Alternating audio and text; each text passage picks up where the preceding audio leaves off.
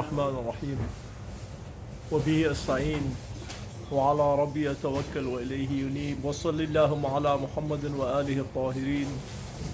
ربنا لا تؤاخذنا إن نسينا واخطأنا واعف عنا وارحمنا إنك أرحم الراحمين.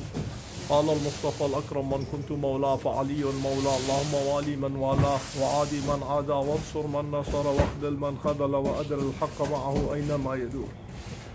السلام عليكم ورحمة الله وبركاته.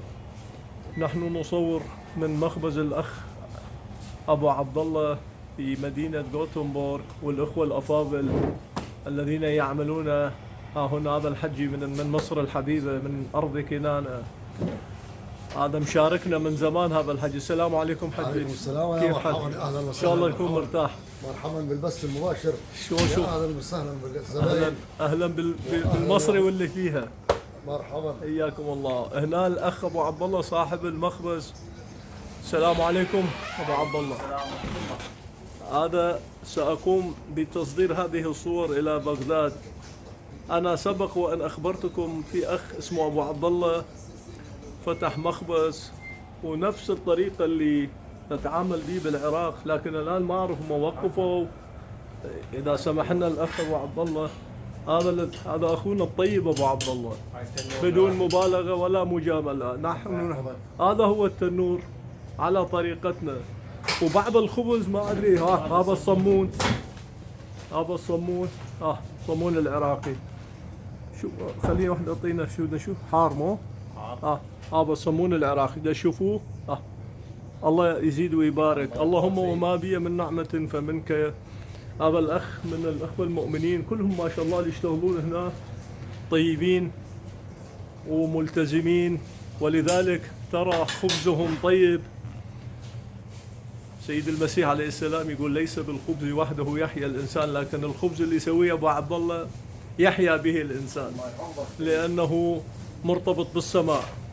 الإنسان عندما يكون له، حياكم الله وبياكم. هذا الأخ من البصرة أبو عبد الله، من بصرة النخيل، ومن الناس الطيبين اللي احنا نعرفهم ونكن لهم كل الحب والاحترام. وهذا الأخ الثاني، وهذا القص هذا رحم الله والديك. هذا القص هنا احنا ضغطنا على أبو عبد الله، قلنا له يا أبا ليش ما تسوي قص أنت؟ لأن هذا الرجل لا يغش، وقال رسول الله صلى الله عليه وآله من غشنا ليس منا. فهذا بصدقه قد نجا. يعني نحن. السلام عليكم. عليكم السلام ورحمة الله وبركاته. مولاي سيد رحم الله والديك. هذا كرم الأخ أبو عبد الله. بس احنا جئنا، لازم احنا ننطيه هدية، مو هو يقدم لنا. بس العراقي كريم كالعادة. حياكم الله. هذا العراقي وكرم العراقيين. وهذا هنا هم شو يسموه، قول وياي، الكعك وما كعك وطرشي. هذا الطرشي هم هالشكل. هذا جايب لنا سينالكو ابو عبد الله. هاي سينالكو ما موجود طبعا بالسويد، ممكن تلاقي مشروبات اخرى يضاهي هذا، لكن السينالكو والمشن هذا من، قول وياي، من اقتراحات ابو عبد الله الطيب. والاخوه الافاضل اللي هنا الجاليه العراقيه موجودين. احيانا نلتقي بالحسينيه، احيانا نلتقي عند المواد الغذائيه. يقول امير المؤمنين لولا الخبز لما عبد الله، مو هالشكل؟ على كل هذا هو المشهد. ان شاء الله. هذا الاخ الحجي ابو احمد، والاخ الفاضل جالس ها هنا عراقي ايضا من الاخوه الافاضل. العراقيين ما شاء الله اينما يحلوا يحل الكرم والطيب.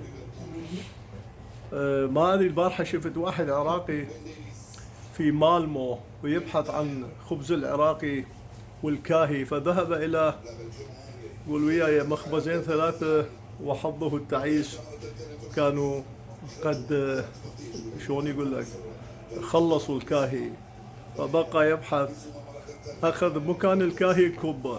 هنا ابو عبد الله ايضا عنده كبه، هذا الكبه هنا بالثلاجه، هذا الكبه يسوي جماعتنا ويخلوه، لكن احيانا اذا يريد واحد يشوي سمك. هذا الشاي هنا هم الشاي الكرم العراقي هنا. نحن نصب الشاي هنا يا الله. هذا هم الشاي العراقي الكرم العراقي الذي أينما يذهب كرمه لا ينفذ.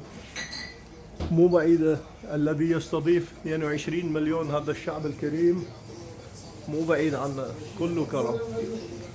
أبو عبد الله شكرا جزيلا حياك الله سيد. أنه سمحت لنا أن نصور شرفنا بك. ونتكلم. احنا نتشرف بك أبو عبد الله. رسول الله صلى الله عليه وآله يقول النجاة في الصدق، وهذا الرجل طيب وصادق. الله يحفظك. اللهم صل على محمد وآل محمد وعلى حيدرة الكرار حين قال إن الرزق رزقان، رزق يطلبك ورزق تطلب. السلام عليكم ورحمة الله وبركاته. أبو عبد الله.